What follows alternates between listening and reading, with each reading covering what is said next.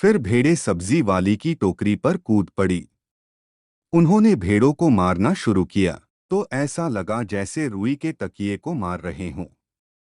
क्योंकि भेड़ को चोट तो लगती नहीं, उसके शरीर पर रुई के रेशे ही दबते रहते हैं। थोड़ी ही देर में भेड़ों ने सब्जी वाली की सारी सब्जी खा डाली। सुबह से शाम होने को आई, बच्चों को खाने की चिंता होने लगी। उन्होंने सोचा कि भैंस का दूध दोह लिया जाए, लेकिन भैंस उनके काबू में न आ रही थी। उन्होंने सोचा कि क्यों न उसे आगे और पीछे से बांध लिया जाए। झूले की रस्सी उतार कर उन्होंने उसके दोनों पैर बांध दिए।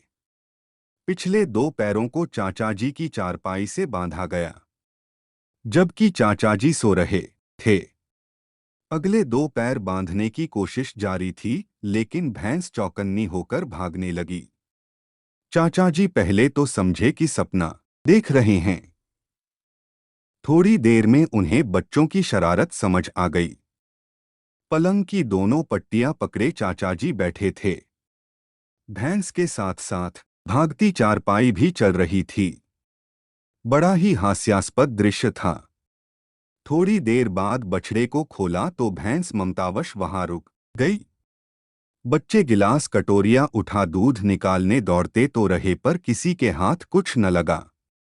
घर में तूफान। एक ही दिन में घर में तूफान आ गया।